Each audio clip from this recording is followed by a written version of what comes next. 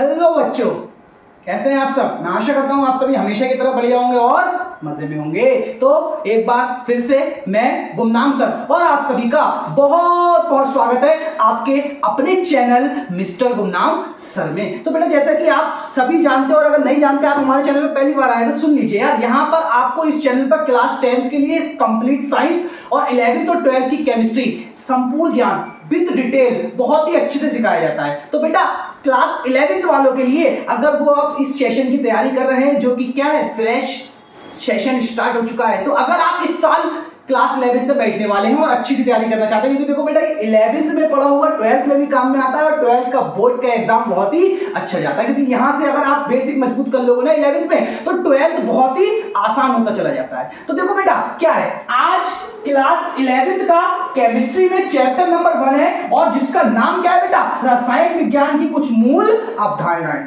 ठीक है, रसायन विज्ञान की कुछ मूल अवधारणाएं और इसका बेटा वीडियो नंबर फर्स्ट है। इस चीज पे हाईलाइट रखना, वीडियो नंबर कौन सा है, फर्स्ट है। आज इसका वीडियो पहला है। तो देखो बेटा पहले वीडियो पता है, पहले वीडियो में अब मैं रसायन विज्ञान की कुछ मूल अवधारणाओं को चैप्टर 1 करूं और इसके टॉपिक्स फटाफट सामने लाने लगूं और उसको खत्म करूं, क्या होगा ना, वो रटना रटाना कहलाएगा यार। थ्योरी तो कहीं से भी मिल जाएगी, थ्योरी आपको एक 30 सेकंड के शॉर्ट्स में भी लिख कर दी जा सकती है और आपको किताबों से भी मिल सकती है। देखो थ्योरी क्या क्या करना है, थ्योरी से हमें थोड़ा सा दूर रहना है, हमें चीजों को सीखना है, डिटेल में सीखना है। डिटेल में सीखने के लिए क्या करना होगा, थोड़ा सा बेसिक मजबूत करना होगा। अब देखो जैसे कि ये आज 11th का पहला वीडियो है इस साल के लिए, ठीक है, और चैप्टर कौन सा, रसायन विज्ञान की कुछ मूल अवधारणाएं। तो बस एक काम करना, कॉपी और पेन लेकर बैठ जाना अगर आपको अपने चैनल के माध्यम से पढ़ाई करनी है। आपको रेगुलर क्लासेस मिलेंगे, सारी चीजें आपको विद डिटेल सिखाई जाएंगी, ठीक है, और आप अच्छे से यार 95 प्लस मार्क्स गेन कर सकते हो।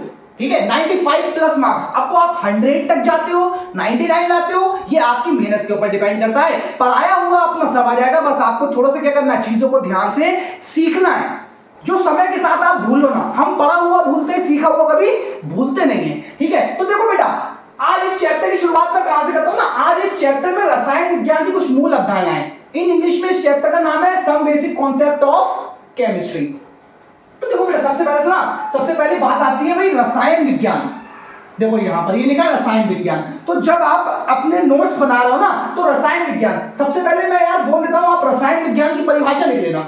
भाई रसायन विज्ञान के बारे में अगर आपसे कोई पूछे तो आप क्या कहेंगे, रसायन विज्ञान क्या है, भाई हमारे आसपास होने वाला हर परिवर्तन रसायन विज्ञान है।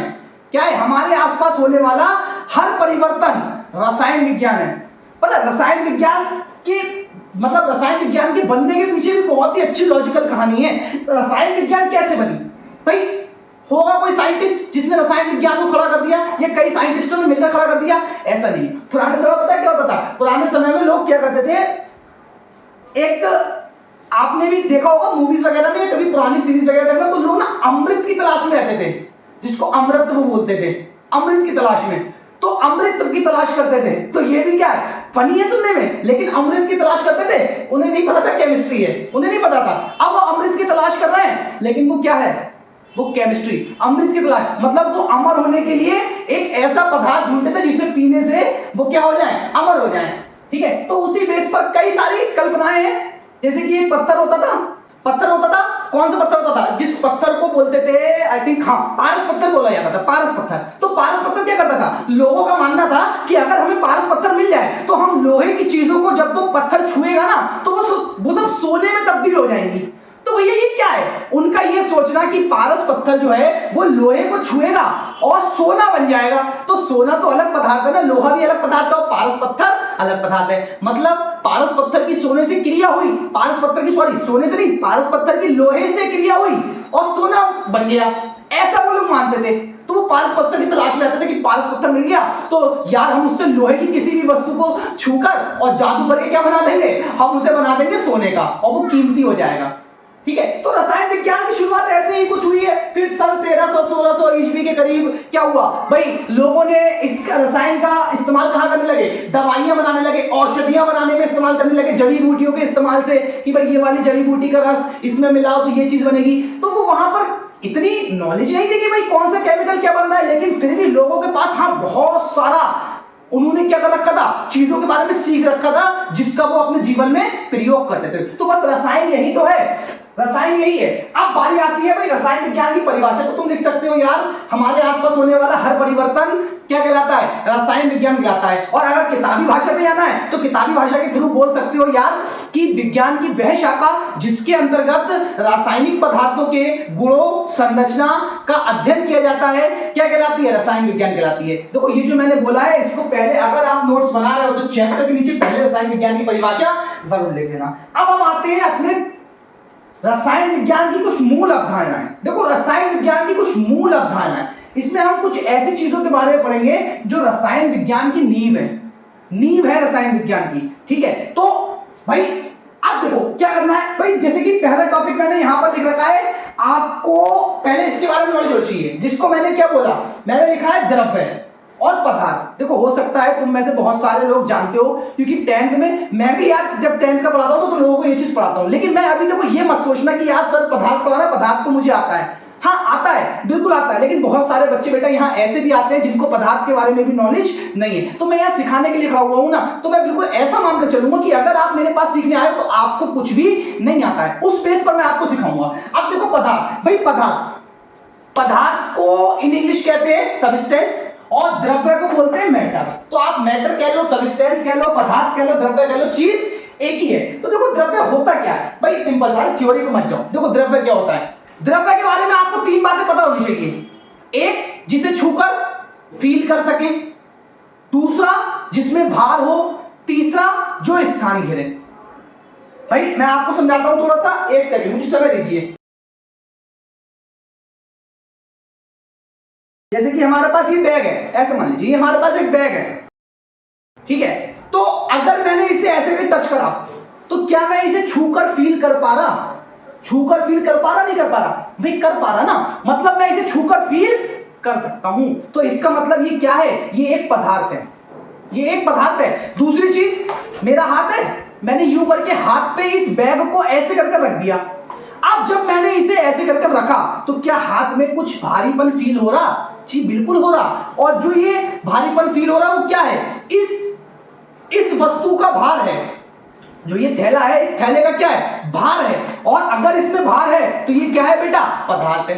और तीसरी चीज क्या है, जो स्थान घेरे। तो जब मैंने इसे अपने हाथ पे यूं रखा तो क्या इसने स्थान नहीं घेरा, भैया इसने हाथ की हथेली को भी घेरा और आसपास का ये हिस्सा भी कवर किया। तो जहां भी ये रहेगा, सपोज मैं इसे यहां ले आऊं, आप पे कैमरे के पास ले आऊं और मैं इसे यहां बोर्ड पर रख दूं, तो स्थान तो बेटा सब जगह घेर रहा है। तो तीनों बातें आपने क्या पढ़ी, मैंने आपको बताया भाई जो वस्तु, दुनिया की हर वस्तु, क्या दुनिया की हर वस्तु जिसमें भार हो, पहली चीज। दूसरा जो स्थान घेरे तथा जिसको छूकर महसूस कर सके, क्या कहलाती है बेटा, पदार्थ कहलाती है। फॉर एग्जाम्पल के तौर पर पेन ले लो, यार मेरे हाथ पे ये मार कर, ये भी तो पदार्थ है। देखो हाथ पे रखा, छूकर फील भी कर रहा, और मैंने क्या बोला, हाथ पर रखने पे वजन भी है। और क्या तीसरी चीज क्या है भाई, जो स्थान घेरे, तो जब हाथ पे रखा तो इसने हाथ का स्थान भी तो घेरा है, देख लो बीच वाली जो फिंगर है मेरी, उसको इसने कवर कर रखा है, तो ये स्थान भी घेरता है। तो बेटा बस यही तो है। अब पेन के अलावा आप क्या ले सकते हो भाई, इस कमरे में फैन चल रहा तो फैन है भाई। मोबाइल फोन जिस पर मैं वीडियो बना रहा हूं वो भी एक पदार्थ है, ठीक है। ये व्हाइट बोर्ड जो लगा है ये भी एक पदार्थ है। तो बहुत सारी दुनिया की हर चीज, हर वस्तु जो बनी है वो किससे बनी है, पदार्थ से बनी है, ठीक है। दुनिया की हर वस्तु पदार्थ से बनी है, ठीक है। अब पदार्थ के बारे में आप जान गए। अब भाई अगला टॉपिक जो आपको पता होना चाहिए ना इस चैप्टर को अच्छे से पढ़ने के लिए, उसे बोला गया द्रव्य की अवस्थाएं।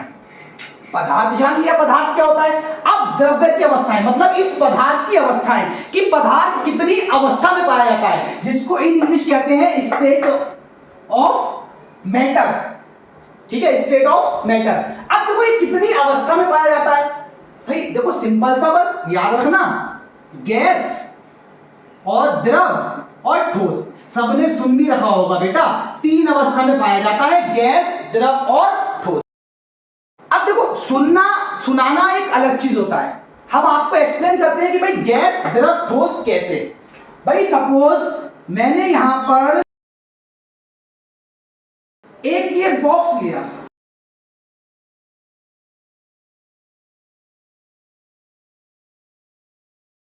ठीक है, मैंने यहां पर ये बॉक्स लिया, अब समझना आप मेरी बात को भाई, ये वाला बॉक्स मैं गैस के लिए बनाऊंगा, ये वाला बॉक्स मैं द्रव और ये ठोस। अभी जो बॉक्स है ना, ये कोई बर्तन भी हो सकता है, कोई भी चीज हो सकती है। अब मैंने क्या करा, सपोज भाई गैस में क्या होता है, गैस में जो पार्टिकल्स होते हैं ना, मतलब परमाणु जो होते हैं, कणों की व्यवस्था कह लीजिए, वो कैसे होते हैं, बहुत दूर दूर होते हैं। देखो सब दूर दूर दिख रहे हैं, अब जब दूर दूर हैं तो हम उन्हें आंखों से देख नहीं पाते। अब दूर दूर होने की वजह से हम उन्हें आंखों से नहीं देख पाते, तो वो क्या कहलाती हैं, गैस कहलाती हैं, गैस कहलाती हैं। दूसरी बारी आती है द्रव की। देखो द्रव क्या होते हैं भाई, द्रव में क्या होगा ना, ये पार्टिकल्स थोड़े थोड़े पास आ जाएंगे, कहीं पर पास कहीं पर दूर, यूं कर कर हो जाएंगे। अब ये जो पार्टिकल्स देख रहे हो कितने पास पास आ गए, ये परमाणु बहुत ही पास पास आ गए। तो इसमें परमाणु की व्यवस्था ऐसी होती है कि वो बहुत ही पास पास आ जाते हैं, और जब वो पास पास आ जाते हैं तो वो क्या बन जाता है, द्रव, लिक्विड अवस्था में आ जाता है। ठीक है, अब बारी आती है ठोस की। तो ठोस में क्या होता है ना, परमाणु यूं कर देखो क्या होगा, यूं कर वो पूरे ही बॉक्स में बिल्कुल नजदीक होकर इतने पास आ जाएंगे कि एक दूसरे के बीच से हवा भी पास ना हो सके, इतने नजदीक आ गई है। और जब ये इतने नजदीक आए तो देखो बेटा क्या हुआ, अब ये इतने नजदीक आ रहा है कि बिल्कुल चिपक के बैठ रहे हैं, और जब ये चिपक के बैठेंगे बेटा तो क्या हो जाएगा, ये हो जाएंगे बिल्कुल ठोस अवस्था में। इसे हम आसानी से देख सकेंगे क्योंकि सारे बहुत ही पास पास आ गए हैं। ठीक है, ये देखो ये आप सब पास पास आ गए, तो ये ठोस। तो ठोस, द्रव और गैस क्या होते हैं, जब परमाणु बिल्कुल नजदीक नजदीक व्यवस्थित होते हैं, मतलब संरचना ऐसी हो जिसमें परमाणु सब बिल्कुल पास पास चिपक के बैठ जाए कि हवा भी बिल्कुल पास ना हो सके, तो वो क्या कहलाता है, ठोस कहलाता है। जब परमाणु थोड़े थोड़े दूर पर पाए जाते हैं तो द्रव अवस्था होती है, और जब परमाणु बहुत बहुत दूर और कम पाए जाते हैं तो कौन सी अवस्था होती है, गैसीय अवस्था होती है। समझ में आ गया, ठोस द्रव गैस, ये आपके तीन हो गए। अच्छा इनके भी क्या होते हैं, इनके भी बेटा इनके गुण पूछ लिए जाते हैं, जैसे कि इनके गुणों में क्या पूछ सकता है, लाइक इनके गुणों में आपसे पूछ सकता है भाई आकृति पूछ सकता है, आयतन पूछ सकता है, ठीक है ना, आकृति, आयतन, आकार, ठीक है, और भी चीजें पूछ सकता है भाई, बहने का गुण पूछ सकता है, बिल्कुल देखो बहने का गुण लिख लो, बहुत सारे गुण पूछ सकता है। तो देखो जैसे कैसे बदलता है, देखो थोड़ा सा दो तीन गुण बता देता हूं, बस ज्यादा नहीं, क्योंकि ये हमारे काम का इतना नहीं है, ये चीज हमारे काम की थी जिससे अभी हमारे काम में आएगा, बाकी हमें ये पढ़ना है जो हमारे बहुत ही काम का है। तो देखो बेटा आकृति, भाई गैस की आकृति, गैस की आकृति कैसी होती है, क्या गैस की कोई आकृति होती है, गैस को हम जिस चीज में भरेंगे वो उसकी जैसी आकृति ले लेगी, जिस भी चीज में भरोगे। तो गैस की आकृति बर्तन के आकार की हो जाती है, बर्तन के आकार की। अब द्रव की आकृति, तो द्रव भी तो यही करता है, द्रव को भी जिस बर्तन में भरोगे सेम इसकी तरह उसमें भी वही हो जाएगा। और ठोस की जो आकृति होती है, ठोस की आकृति जो होती है वो निश्चित होती है, निश्चित होती है। अब इसकी निश्चित है, मतलब इसकी कैसी है, इसकी अनिश्चित है, समझ लो, पहले मैंने लिखा उसको समझाने के लिए। और इसकी भी कैसी है, इसकी भी अनिश्चित है, ठीक है। इसकी अनिश्चित क्यों है, क्योंकि भैया गैस को अगर मैंने यूं करके फूंका या मैंने अपनी मुट्ठी में लिया, तो क्या मुट्ठी के आकार की हवा हो गई, नहीं बेटा, वो क्या करेगी, वो फैल गई, सब तरफ से निकल के फैल गई। तो इसकी आकृति निश्चित नहीं होती, उसे जहां मौका मिलेगा वो वहां फैल जाएगी। द्रव भी यही करता है, जहां मौका मिलेगा वहां फैल जाएगा। लेकिन ठोस की आकृति निश्चित होती है, वो कभी एक जगह से अपनी बदलती नहीं है। लाइक हमारे पास कोई लोहे का बॉक्स है तो वो लोहे का बॉक्स सेम ही रहेगा, जब तक कि हम उसकी आकृति ना बदले, तो बदलेगी। हम उसे तोड़कर पीट कर बदल सकते हैं, लेकिन वैसे नहीं बदलेगी। आयतन, देखो गैसों का जो आयतन होता है, गैसों का आयतन फिर वही चीज, गैसों का आयतन क्या होगा भाई, जो बर्तन का आयतन होगा, भाई जिस बर्तन में गैस भरोगे तो जो बर्तन का आयतन होगा वही गैसों का आयतन होगा। तो इसमें लिख दो बर्तन का आयतन ही गैस का आयतन होता है। अब भाई द्रव के बारे में, इसमें भी सेम रहेगा, बर्तन का आयतन, ठीक है, बर्तन का आयतन, इसमें भी बर्तन का आयतन। और ठोस का आयतन, ठोस का आयतन कैसा होता है, ठोस का आयतन कैसा होगा, बताओ कैसा होगा ठोस का आयतन। अरे भैया ठोस तो स्थान घेर ही रहा है ना, तो ठोस का आयतन निश्चित होगा। और इन दोनों का आयतन कैसा होगा, अनिश्चित होगा। क्यों अनिश्चित होगा, फिर से वही चीज, बर्तन के आकार का। तो यहां पर हम क्या लिख देंगे, अनिश्चित, अनिश्चित। भाई इसका आयतन बर्तन क्या आकार का है, इसका आयतन भी बर्तन क्या आकार का, और इसका कैसा होगा, निश्चित होगा। ठीक है, क्योंकि इसी का आयतन हम देख पाएंगे, इसका आयतन तो जैसे ही पानी को बोतल में भरेंगे तो आयतन अलग होगा, और जैसे ही उसे किसी और बर्तन में भरेंगे तो उसका आयतन बदल जाएगा, तो वो फिक्स नहीं रह सकता। उस एक ही लीटर पानी को अगर आप एक बोतल में भरेंगे तो आयतन अलग है, एक भगोने में भरेंगे तो आयतन अलग है, एक गिलास में भरने की कोशिश करेंगे तो आयतन अलग हो जाएगा। ठीक है, सिंपल सी कहानी है। बाकी आयतन के बारे में भी मैं आपको अगले वीडियो में जरूर सिखाऊंगा। अब बहने का गुण, भाई गैस बहती है तो इसमें लिख देना बहने का गुण होता है, और इसमें भी होता है। लेकिन क्या लोहा बह सकता है, क्या लोहा बह सकता है, तो लोहे में नहीं होता है। देखो वैसे कई सारे गुण हो सकते हैं, मोस्टली 3 याद रख लेना, अगर कभी कोई सवाल पूछे तो 3 तो बता ही सकते हो ना, वैसे तो बहुत सारे गुण निकल सकते हैं इनके। अब देखो, अब इतना होने के बाद में मैं आशा करता हूं ठोस द्रव गैस के बारे में समझ गए होंगे। अगर समझ गए हो, वीडियो अच्छा लग रहा है। अच्छा एक चीज और भाई, कई सारे यहाँ पर ऐसे होंगे जो वीडियो देख रहे होंगे, क्या सोच रहे होंगे, अब सर तो यार एक ही चीज को पढ़ाया जा रहा है। लेकिन बेटा जब डिटेल में पढ़ते हैं ना, डिटेल में सीखना इसी को बोलते हैं। रटना रटाना अलग चीज होती है, और डिटेल में सीखना है तो बेटा समय देना पड़ेगा, और समय देकर ही आप सीख सकते हो। मैं आपसे ये तो नहीं बोल रहा ना कि रोज मेरा एक वीडियो देखो 30 मिनट का या 1 घंटे का, मैंने ऐसा तो नहीं बोला। ना ही मैंने आपसे बोला कि भाई मेरा वीडियो शेयर कर देना दोस्तों के साथ, या लाइक कर देना, सब्सक्राइब कर देना। मैंने अभी तक ऐसा कुछ नहीं बोला भाई, मैं तो सिंपल सा आपको सिखा रहा, आप सीखने पर फोकस करो। बाकी हाँ रही बात शेयर की या लाइक की, वो बात की बात है। और फिर दूसरी चीज ये भी है ना कि जब डिटेल में सीखते तो समय देना पड़ता है। अगर आपको थ्योरी चाहिए तो भैया थ्योरी तो कहीं से भी कहीं और से ले लो, अपने चैनल पर थ्योरी से काम नहीं चलने वाला। मैं यार सिखाने की कोशिश करता हूँ और सिखाकर ही दम लूंगा।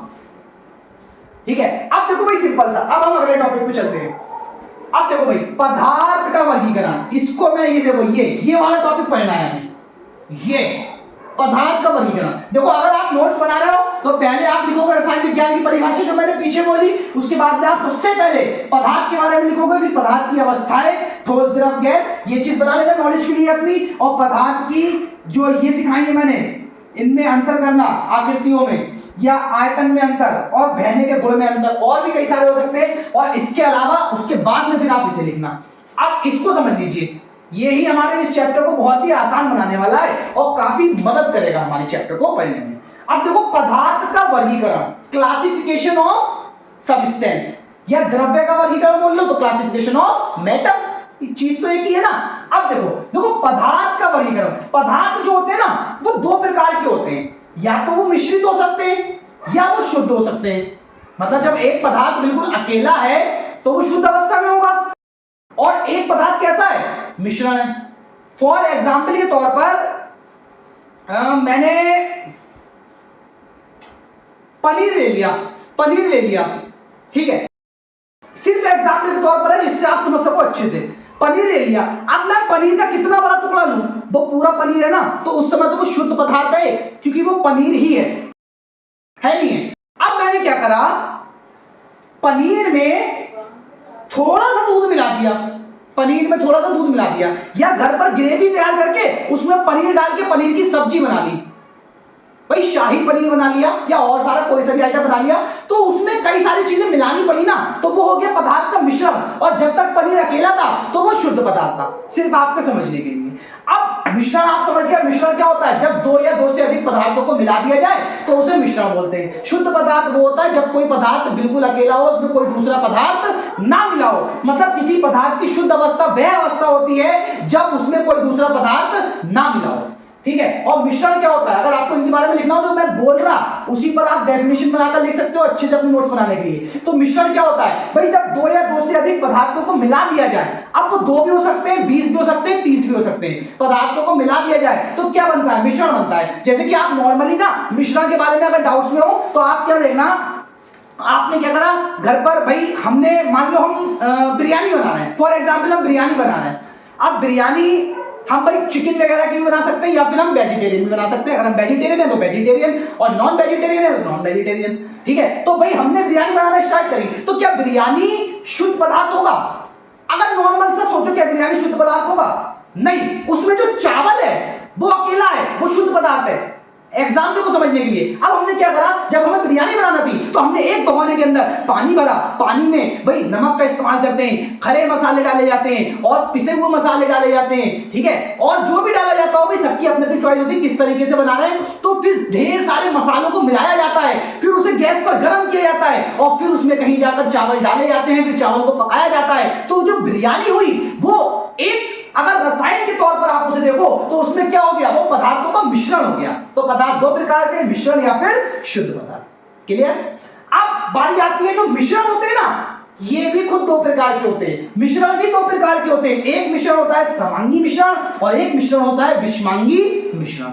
देखो आप समझो इस चीज को, समांगी मिश्रण, देखो ये बना है सम प्लस अंगी, अगर मैं इसका संधि विच्छेद कर दूं, और अगर मैं विषमांगी का संधि विच्छेद कर दूं तो विषम प्लस अंगी, मतलब विषम अंगी मतलब एक दूसरे के उल्टे, और समअंगी मतलब एक जैसे अंग वाले।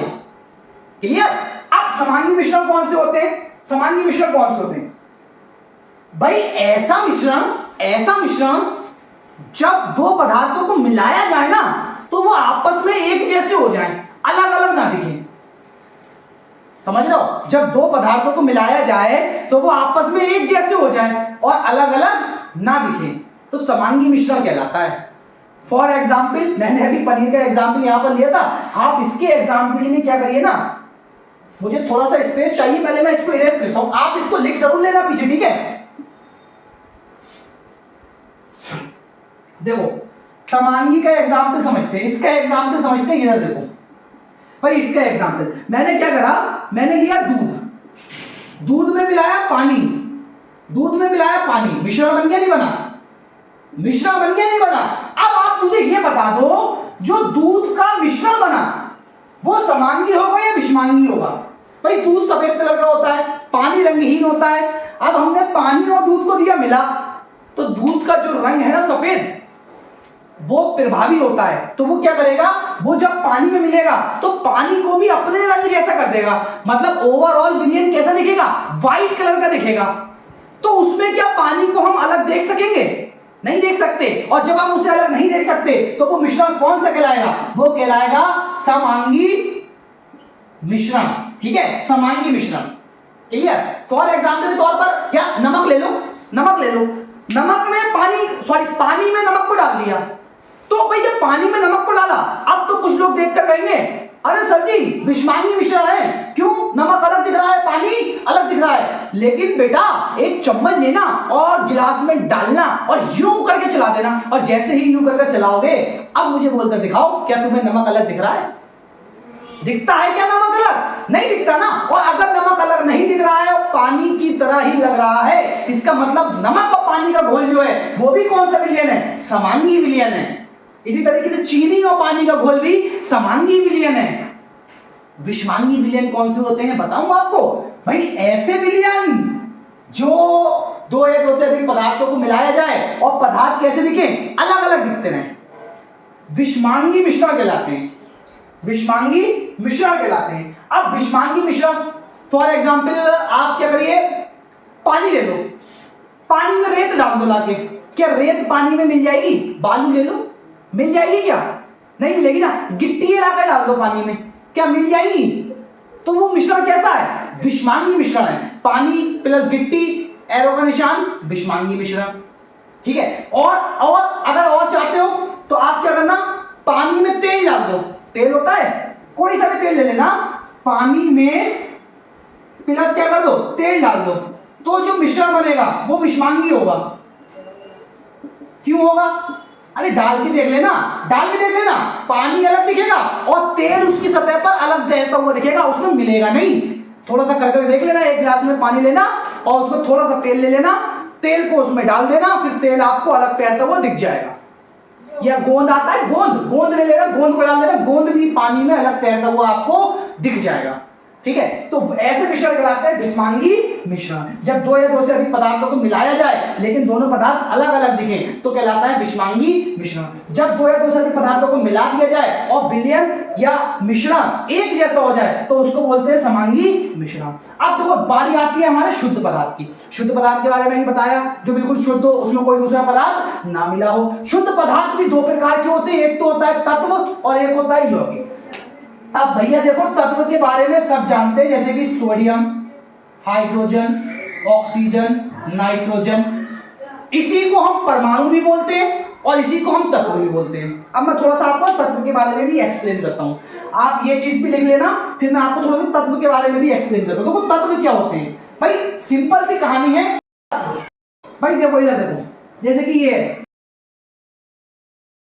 इसमें मैंने ये इन परमाणुओं से मिलकर बनाया, ये एक गुटका है भाई, मान लो लोहे का बॉक्स है तो ये Fe परमाणुओं से मिलकर बना है, ऐसा मान लो भाई। आयरन लोहा होता है तो ये लोहे का जो बॉक्स है वो Fe परमाणुओं से मिलकर बना है, इसमें ये इतने सारे परमाणु हैं, ठीक है। तो अब इस पूरे लोहे के बॉक्स में, पूरे लोहे के बॉक्स में सारे परमाणु किसके होंगे, ये भी Fe का होगा, ये भी Fe का होगा, ये भी Fe का होगा। अगर मैं इसके एक सर्कल की बात करूं, मतलब इसकी सबसे छोटी मात्रा, क्योंकि जब तोड़ते जाएंगे तोड़ते जाएंगे तोड़ते जाएंगे तो आखिरी सर्कल ये जो बचेगा, सपोज एक बॉक्स में एक सर्कल, तो इतना छोटा, इसको हम आंखों से देख ही नहीं सकते। तो परमाणु इस तरीके से दिखता है गोलाकार, इसको हम आंखों से देख ही नहीं सकते। अगले चैप्टर परमाणु संरचना में इसके बारे में डिटेल में पढ़ेंगे। अभी के लिए ऐसे समझ लो कि इसको तोड़ते तोड़ते तोड़ते तोड़ते इतना तोड़ दो कि आखिरी कण मिल जाए, और जिसको अब हम और ज्यादा तोड़ नहीं सकते। अगर हम इसको और ज्यादा तोड़ नहीं सकते तो ये कहलाता है परमाणु, ठीक है। अब इसमें टोटल बॉक्स में सभी परमाणु जो है वो एक समान है, मतलब शुद्ध मात्रा है।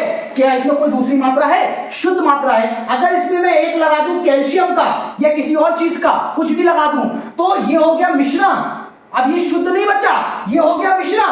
और जब ये इसमें Ca ना हो, सारे के सारे Fe हो, तो ये है शुद्ध पदार्थ। और शुद्ध पदार्थ में भाई क्या आते हैं आपके तत्व। अब इसे तत्व कैसे कहोगे भाई, किसी पदार्थ की अति सूक्ष्म शुद्ध मात्रा तत्व कहलाती है। लिख लेना तत्व के बारे में, किसी पदार्थ की अति सूक्ष्म शुद्ध मात्रा तत्व कहलाती है। आवर्त सारणी में जो 118 तत्व है ना, वो सभी के सभी क्या हैं, तत्व ही तो हैं, उन्हीं को तो तत्व कहा गया है। उन्हें इस रूप में लिखा जाता है, nitrogen, sodium, hydrogen, oxygen, nitrogen, इस तरीके से लिखा जाता है कि नहीं। और बाकी आवर्त सारणी, तो यार आवर्त सारणी का भी चैप्टर आपके सिलेबस में मौजूद है, सीख लेंगे, उसको भी समय के साथ सीख लेंगे।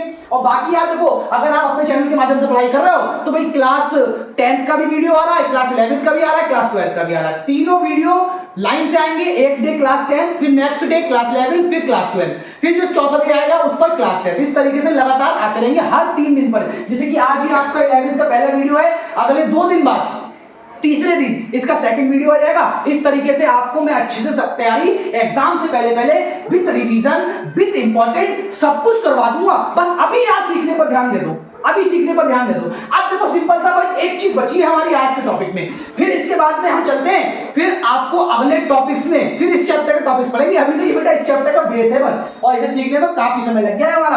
अब देखो बेटा यौगिक के ऊपर चलते हैं। यौगिक क्या होते हैं, यौगिक के बारे में समझना। इधर देखो, यौगिक के बारे में समझना बेटा, यौगिक क्या होते हैं। देखो जैसे कि यहां पर लिखा है H2O, Cl2, HCl, ये सब क्या है, यौगिक हैं। कैसे होते हैं इधर देखो भाई, सपोज मेरे पास ये एक HCl है, दूसरा HCl है, तीसरा HCl है। तो अभी तो ये जो HCl है ना, मैं इनको क्या कहूंगा, मैं इनको अणु कहूंगा। थोड़ा सा और आपके लिए जगह बनाते हैं, फिर आपको थोड़ा और डिटेल में समझाते हैं। देखो भाई, सपोज मेरे पास ये परमाणु था H, और मेरे पास दूसरा भी परमाणु था H, इन दोनों की हो गई क्रिया और बन गया H2। तो यहां पर ये है परमाणु, क्योंकि ये अकेला है और परमाणु ही रासायनिक अभिक्रिया में भाग लेता है, स्वतंत्र अवस्था में नहीं रह सकता, इसलिए दो आपस में जुड़कर H2 बना लेते हैं। और जब ये H2 बन जाता है, अब इसमें परमाणु 2 हो गए तो ये अणु कहलाएगा। 2 या 2 से अधिक परमाणुओं से मिलकर बने पदार्थ अणु कहलाते हैं। क्लियर, परमाणु के साथ में आपका अणु भी आ गया। अब हमें जानना क्या है, हमें सर अणु नहीं जानना है, हमें यौगिक जानना है। तो फॉर एग्जाम्पल एक हाइड्रोजन परमाणु और एक Cl परमाणु, तो ये मिलकर क्या बना लेंगे, HCl। तो ये भी क्या हो जाएगा आपका अणु। ये परमाणु, लेकिन ये क्या हो जाएगा अणु, क्योंकि ये दोनों अकेले थे तो ये परमाणु, और ये दोनों मिल गए तो ये अणु बन गया। मतलब अणु जो होते हैं वो समान परमाणुओं से मिलकर भी बन सकते हैं, अणु जो होते हैं वो असमान परमाणुओं से भी मिलकर बन सकते हैं। क्लियर। अब देखो दूसरी बात, अब आते हैं अपना मेन मुद्दा यौगिक। देखो यौगिक क्या होते हैं भाई, अणु के बारे में जान गए, अणु से ही यौगिक बनते हैं। अणु से ही यौगिक बनते हैं, या आप कह सकते हैं कि अणु ही यौगिक होते हैं। भाई जैसे मेरे पास एक HCl था, अब मेरे पास दूसरा HCl था, मेरे पास तीसरा HCl था, इस तरीके से मेरे पास ये HCl जो है ना 250 ग्राम था, तो मैंने इसको एक बर्तन में भरकर रख लिया इस HCl को। अब इस HCl का जो सबसे छोटा एक सबसे छोटा अणु था, उसको तो हमने बोला एक अणु। अब इसमें आ गए बहुत सारे अणु आ गए, तो बहुत सारे अणु ही क्या कहलाते हैं? यौगिक कहलाते हैं। बहुत सारे अणु ही यौगिक कहलाते हैं। मतलब अणु क्या होते हैं? जो दो या दो से अधिक परमाणुओं से मिलकर बने, वो अणु हो गए। परमाणु समान भी हो सकते हैं, परमाणु असमान भी हो सकते हैं। अब यौगिक क्या होता है? भाई जब अकेला है तो ये अणु है, और इसकी मात्रा बहुत हो जाए, भाई 10 हो गए, 100 हो गए, 1 लाख हो गए, तो वो जो पूरी मात्रा है ना, वो यौगिक कहलाएगी।